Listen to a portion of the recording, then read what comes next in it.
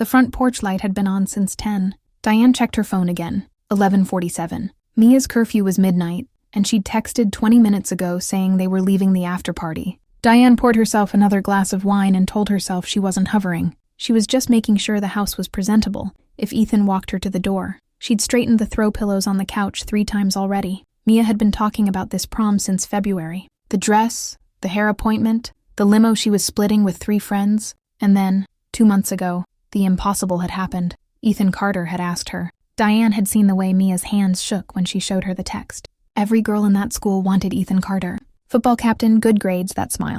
And somehow he'd chosen her daughter. Diane swirled the wine in her glass. She knew what it felt like to be chosen by someone you didn't think would look your way. She pushed the thought away before it could fully form. A car door slammed outside. Diane set the glass down and smoothed her blouse. She heard footsteps on the porch, the screen door creaking, then the front door opening. Mia's laugh came first. That bright, slightly breathless laugh she got when she was happy and tired at the same time. "Mom, we're back." Diane stepped into the foyer. Mia was standing there in her navy blue dress, hair half fallen from its updo, cheeks flushed. Behind her, Ethan Carter held the door open. He was in a black suit, tie loosened, corsage still pinned to his lip. He was even taller in person than he looked in the photos Mia had shown. "Hi, Mrs. Whitfield," he said, polite as ever. "Great." Mia was the best dancer. Mia elbowed him. I stepped on his feet at least 4 times. "Only," Ethan. And Mia laughed. Diane felt something warm spread through her chest. This right. Her daughter, happy, with a good kid who treated her well. "You two look like you had fun. Want some water, Max?" "I'm exhausted," Mia said, kicking off. "I'm going to wash my face and crash. Ethan, text me when you get him, okay?" Mia hugged her quickly. A side squeeze, the way 18-year-olds do when they're too old for real affection but want it, and headed up. Diane heard her bedroom door click shut. The foyer. Ethan was still standing by. He moved. Diane smiled at him. "Ready night. Thank him for being a gentleman. Maybe mention that Mia hadn't stopped talking." But Ethan wasn't.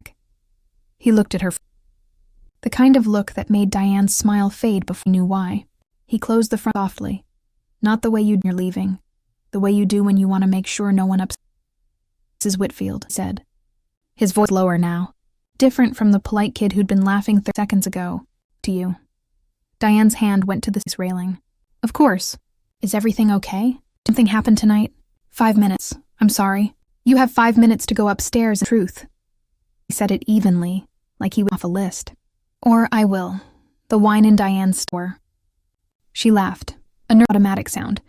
"Ethan, I don't know what you're talking about." "What truth?" "Richard Carter." The name a physical thing. She felt her on the railing tighten. Her mouth came out. "Yeah," Ethan said. "Step into the foyer." "That's the I was expecting." "My father, Richard Carter. The man you had an affair with 18 years ago. The man whose biological father." Diane's ears were ringing. Looked the same. The same photos on the wall. The same on the table. Thing felt tilted, like under her. Oh. Cracked. "How do you... 23andMe. My mom got me the kit for Christmas. I sent it in, forgot about it. 2 months ago the results came in. Close family match, half-sibling, name Mia Whitfield." He paused. I looked her up. "And then I looked at you. And then I asked my father why his DNA was a girl from his old town. Everything." Diane leaned against the railing. Her legs didn't feel trustworthy. "You don't understand. That was time ago. I was young. Understand perfectly." His voice was steady, but it at his sides. "I understand that my parents got divorced. Father cheated on my mother. I understand that I grew up in a 2-bedroom apartment while he moved to started a new family. I understand that the woman who destroyed my family has been living 10 minutes away, being perfect wife and mother, while my sister, she really is." In the air between them. "Sister. You're dating your half-sister?" Diane whispered. "I know." His voice broke on the second word. Looked away, jaw tight. "I like Mrs. Whitfield. I really liked her. Before the test came back, I was for her. And then I found out. And I've spent 2 months pretending I figured out what to do." He looked back at her, and his eyes were wet. Tonight to be the best night of her life. A whole night wanting to throw up. Diane opened her mouth. Closed it. The clock in the living room ticking. 5 minutes. Ethan. He glanced at his watch. "Actually more like 4 now. Go upstairs, tell her." I'll wait until she comes down tomorrow, and I'll tell her myself. And I'll show her the DNA results, and I'll tell her about Richard. And I'll tell her everything lying about for 18 years. He reached the doorknob. Then wait. No. He opened the door. The night air came in, cool and sharp. I've waited 2 months. You've had 18 years. 4 minutes, Mrs. Whitfield. He stepped outside and pulled the door closed behind him. Diane heard his footsteps on the porch. The door opening. The engine starting. The sound of his car pulling away faded into the quiet suburban street. Move. The clock ticked. Somewhere, Mia turned on the shower. Diane's own reflection in the hallway mirror. A woman in her mid-40s. Blouse smoothed. Lipstick still looking like she had it all together. She had 4 minutes, no idea what she was going to say. The 4 minutes came and went. Diane didn't move from the foyer. She heard the shower stop upstairs, the hairdryer start, then stop. She heard Mia's bedroom door open and close. At some point, she realized she was still holding the empty wine glass. She didn't go upstairs. She went to the kitchen, set the glass in the sink, and sat down at the table. The kitchen clock said 12:14. She sat there until 1:30 staring at the refrigerator, where Mia had pinned a photo of herself and Ethan at homecoming last fall. At 1:30, she got up, turned off the porch light, and went to bed. Mark was asleep, snoring softly. She lay next to him in the dark, eyes open, until the sky started to turn gray. Mia was up before noon the next day, which was unusual for a Saturday after prom. She came downstairs in sweatpants, hair in a messy bun, phone in hand. Mom, did Ethan text you? He hasn't texted me back since last night. He said he would when he got home. Diane was at the stove making pancakes. Her hands were steady. She'd practiced this face in the bathroom mirror at 6 in the morning. Maybe he fell asleep. It was a late... Mia flopped onto a chair at the table. He was acting weird when he left. Did he seem weird to you? The spatula paused over the... Weird. I don't know. Quiet. He's never... Mia stared at her. I texted him 3 times. He's usually the one who double texts. Diane flipped a cake. Give him. Boys her age, they get spacey after.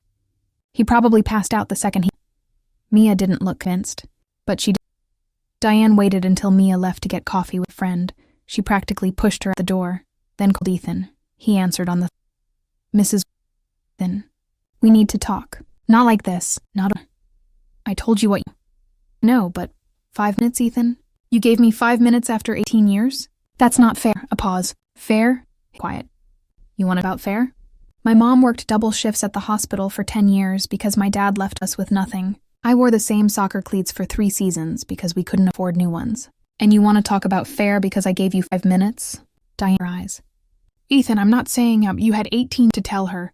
You chose not to. That's on you, not me. Please, just give me the weekend. Let me figure out how to do this. She's 18. She's about to graduate. Her whole life. Weekend. He said it like he was granting a favor to grant. Sunday night. 8 o'clock. If he doesn't know by then, I'm coming over and I'm telling her. With the DNA report, he hung up. Diane lowered the phone. Sunday morning. Mia came downstairs, eyes. Mom, I think Ethan's with me. Diane's stomach dropped. What? Say that. He's been distant since prom. He canceled our plans yesterday. He's barely texting. And when he'd like 1 word. Mia's voice cracked. Did I do something? Was I weird at prom? Did I embarrass him? Diane her into a hug. Mia older than she was now, but in that moment she felt small, like she was 7, scraped her knee. Didn't do anything, baby. Sometimes boys just, they get scared. It's not about you, but it was about her. It was all about her. Diane couldn't say a word. Mia back, wiping her eyes. I knew what I did wrong. Diane looked at her daughter. This girl married for 9 months. This girl's word had been mama. This girl who had no idea that every day had been built on a lie, and felt in her chest. Diane said. You did nothing wrong. She said it like a prayer. And like a prayer, anything. That night at 7:45, Diane's phone buzzed. A text from Ethan, 15 minutes. Diane didn't wait for Sunday night to end. Monday morning, after Mark left for work and Mia went to school, she went up to the attic. The attic was where things went to be forgotten. Christmas decorations, Mia's old crib, boxes of clothes she'd never fit into again, and in the far corner behind a stack of old quilts, a shoebox she hadn't opened in 17 years. She sat on the dusty floor and lifted the lid. A photograph. Her. Younger, sunburned, sitting on a dock next to a man with dark hair and a grin. Richard. They'd met at a conference in Atlantic City. She was 28, working at a boutique, bored in a relationship that had gone flat. Richard was 32, married, charming, and absolutely clear about what he was offering. Not a future, not a divorce, just something that felt alive for a little while. She'd told herself it didn't mean anything. She'd told herself she could handle it. She'd been wrong. Under the photo was a letter, the only one he'd ever written her, after she told him she was pregnant. "I can't leave Linda," it said. "You know I can't. Do whatever you need to do. I'll help with money if you need." She hadn't needed his money. Mark had proposed 3 weeks later, and she'd said yes, and she'd never told either of them the truth. Diane put the letter back in the box. Then she took out her phone and found the number she'd kept. She didn't know. It rang 4 times before he picked up. "Diane?" His voice was deeper than she remembered, slower, like he'd aged more than the years between. A long silence. "I was wondering when you'd..." Ethan talked. He talked. Richard. He showed me the DNA Diane, I didn't know. I had no idea it was... You didn't... Another. "What do you want me?" To him. "Tell him to back off. He's threatening to Mia. He gave me until... It was already. The deadline... He's tell her. I need you to make him stop. Diane, I can't make Ethan anything. He's his mother's son. Still. Richard. You owe me this. You left me to deal with this alone. I left you? You're the one who... He stopped. A breath. Talk to him. But I'm not promising anything. And after this, we're done. I have a wife, a family. I know. Just talk to him. That afternoon, Mia came home from school and went to her room. Diane found her on the bed. Broke up with me, Mia said, without looking over. Over text, Mom. After 3 months, after prom. Diane sat on the edge of the... Mia. He said he's not in a place to be in a relationship right now. What does that even mean? He was in a place last week. Voice was steady, but her hands were gripping the comforter. I just did. Diane reached out and brushed his forehead. Sometimes it's not about what you did. Sometimes it's about them. She said it because it was true. Not in the way Mia thought. Richard, Tuesday evening. I talked. And? He's not backing down, Diane. Says she deserves to know. And honestly, his voice was quiet. I think he's right. Diane tightened on the phone. You're taking his side? I'm not taking sides. I'm saying we lied, both of us, for 18 years, and now it's blowing up, and we don't get to anymore. You're a Richard. Maybe. Still pretending. He hung up. Diane stood in the kitchen, phone in hand, and photo on the refrigerator. Mia and Ethan, arms around each other. 2 kids who had an idea they shared a father. It wasn't just hers anymore. It had grown. It had lives of its own, and it was getting harder to remember what she was even trying to protect. Mark noticed first on Wednesday. Diane had burned the toast, not a little, charred black, smoking, the smoke alarm going off. She stood there staring at the toaster like she didn't know what it was. You okay? Mark asked, waving a dish towel at the alarm. Fine, just distracted. You've been distracted all week. He looked at her, fork halfway to his mouth. Is it the store? Slow season? The store's fine. Then what? She almost told him. Right there, in the kitchen, with the burnt toast smoking in the sink, she almost said it. But the words got stuck somewhere behind her teeth, and what came out instead was, just tired. Mia's graduation stuff, you know, college applications. It's a lot. Mark nodded. He accepted. He always accepted. That was the problem. He trusted her so completely that she could lie to his face and he'd never see it come. That night, she found him in the bedroom, looking at her phone. Not snooping, just holding, because she'd left it on the nightstand and it had buzzed. Who's Richard? He asked, Diane's heart. What? You got a text from a Richard. Said I tried. He won't. Mark held up. Diane's mind. For the door. He's been difficult about it. Mark looked at her for a long. Then he set the phone. But he didn't look like her. Not in. Thursday, Mia was looking for her birth certificate. She needed it for a summer job application. Lifeguard at the community. Diane kept important documents in a filing cabinet in the office, but the birth certificate there. Mom, I can't find it. Mia called from the office. Check top drawer. Blue folder. I checked. It's not...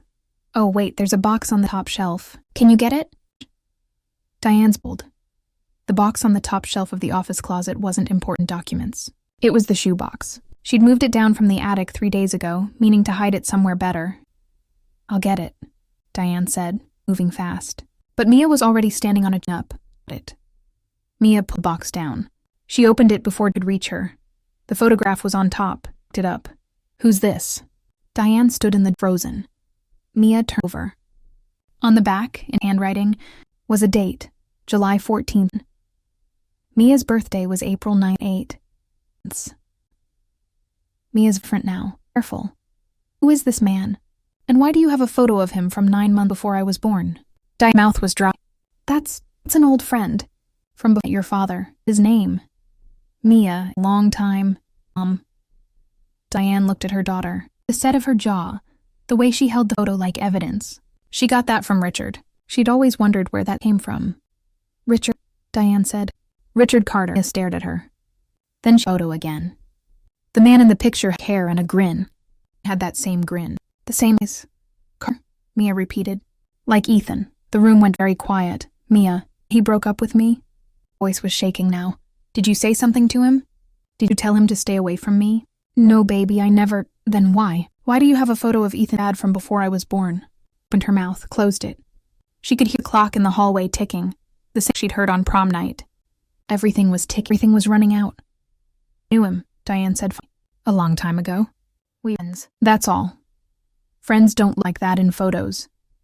Mia set the picture down on the desk. Her hands were shaking. I'm going to ask Ethan. Ask him what's going on. No. Diane said it too sharply. Mia flinched. Diane softened her voice. Don't, please, not yet. Let me figure this out. Mia looked at her, really looked at her, and Diane could see the starting to crack.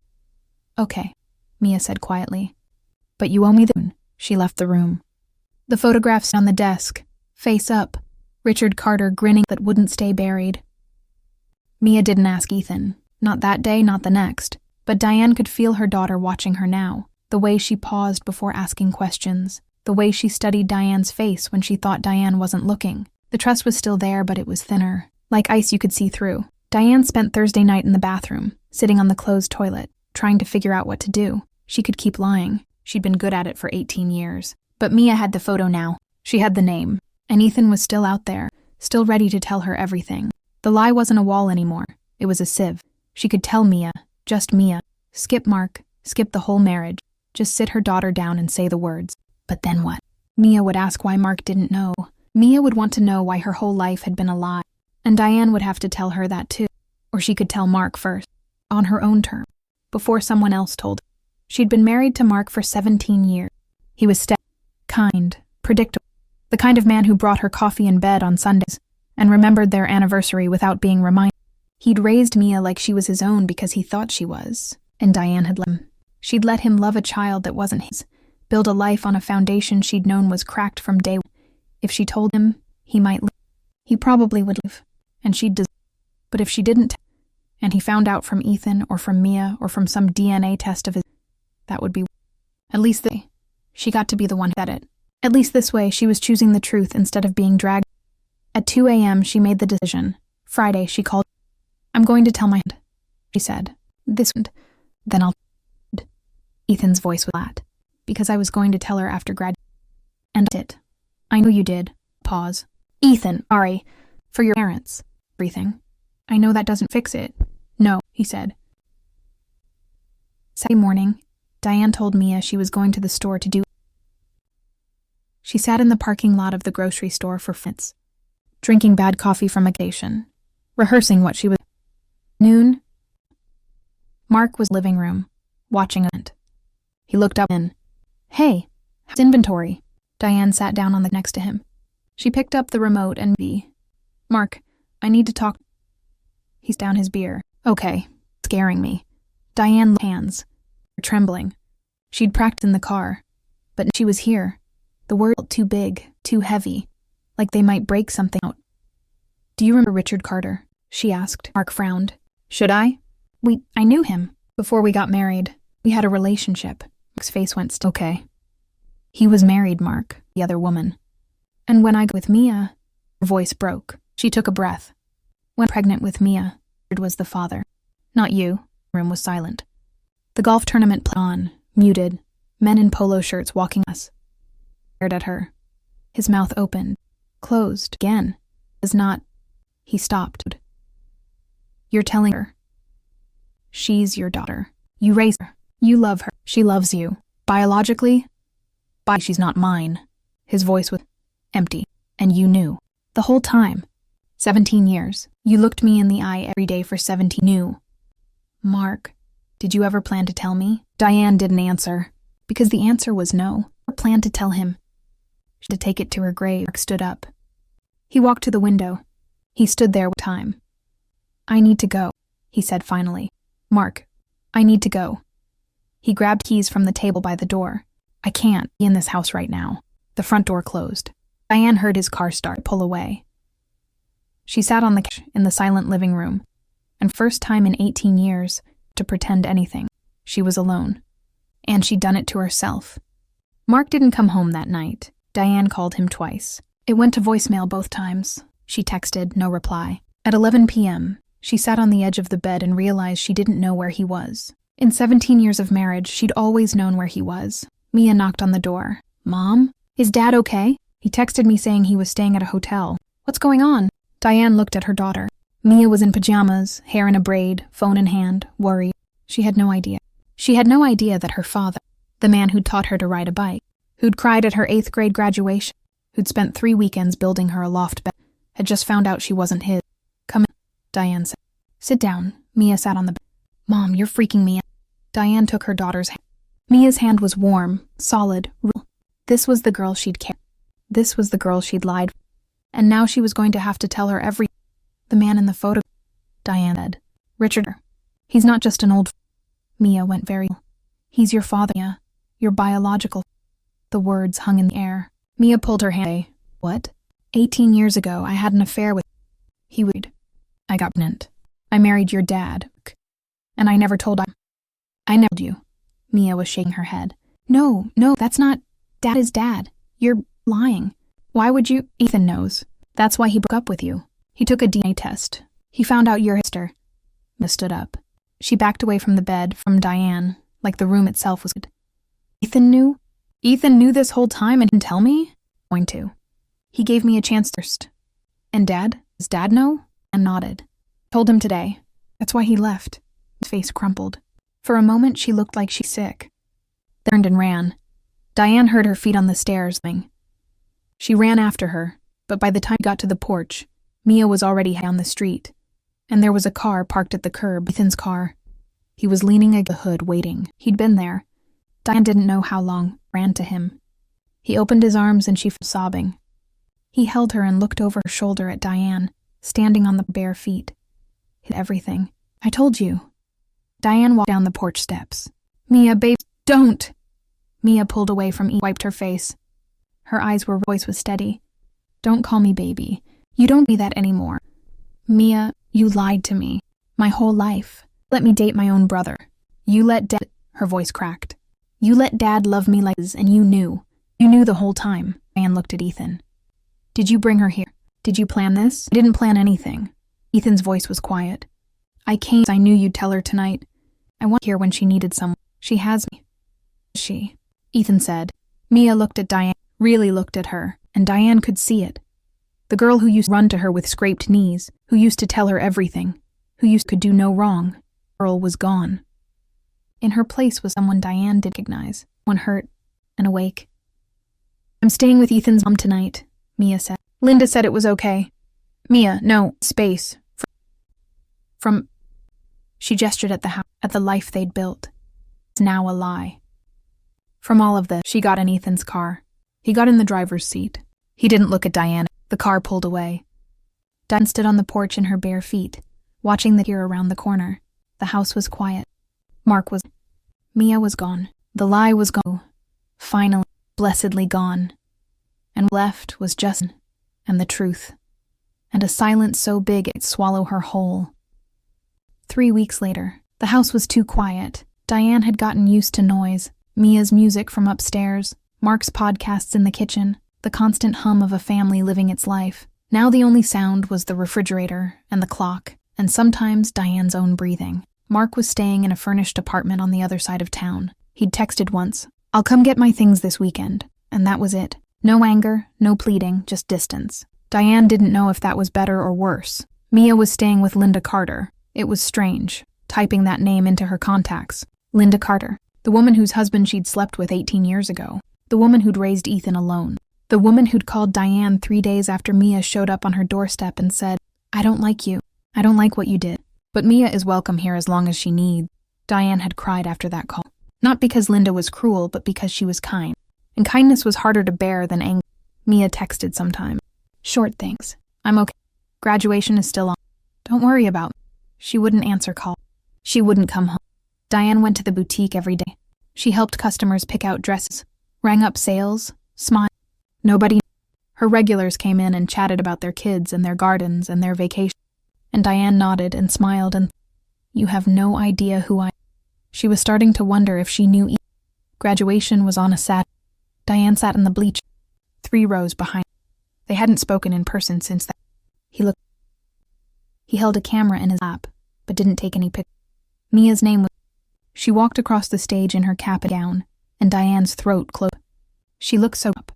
So, after the ceremony, Diane found her by the football field, taking photos with. Ethan was there too. He'd graduated too. He saw Diane coming and stepped back, giving them. "Hey," Mia said. She was holding Homa. She didn't. Diane. "Hey, congratulations." Diane's voice thick. You look. Thanks. And awkward. Around them, families were hugging and crying and taking photos. Normal families. Families built with. "I'm not going to apologize again," Diane said. "I've said it 100 times and it doesn't anything. But I know. I'm going to therapy. I started last week, and I'm not going to make excuses for what I did. I was scared and selfish, and I let fear run my life for 18 years. And I hurt people I love. That's on me." I looked at her. "I'm angry at you. I don't know if that's ever to go away. I know, but I'm also." Mia stopped, swallowed. "I'm glad I know, even though it hurts. I'm glad I'm not living a lie anymore." Diane nodded. "Speak." "Ethan and I are figuring it out," Mia said. "The whole brother thing. It's weird. It's really weird. But he's a good person. Have him. Glad too." Mia looked at her diploma. Diane. "I'm going to stay with Linda for the rest of the summer. Then I'm going to college in the fall. I already accepted the offer." "I know. I'm proud of you." Another silence. Then Mia, unexpected. She touched Diane's arm. "Not a hug, not yet. Just a hand on an arm. Call you." "Okay." Mia turned to her friends, then was waiting for her. He looked at Diane, not with anger, not with forgiveness, just with some understanding. "Mia." That night, out on the porch. The front porch light was on, just like prom night. But this time she waited for Mia to come home. She was just sitting, still quiet. Mark was still gone. Mia was still at Linda. Nothing was fixed. Nothing was easy. But for time in 18 years, she didn't have a secret. She didn't have to check her face in the mirror before she left the bedroom. She didn't have to flinch every time someone mentioned Richard Carter, DNA, or family history. She was just herself. Messy, flawed, responsible for the damage she'd caused. It wasn't freedom, exactly. It was more like the beginning of something. The of a book she hadn't read yet, turned onto the street. Diane's heart jumped, old habit, waiting for Mia, but it wasn't Mia's car. Neighbor coming home late. Diane smiled to herself. Small, tired smile. She torchlight and went inside. The house was quiet. But for them it didn't feel like a lie.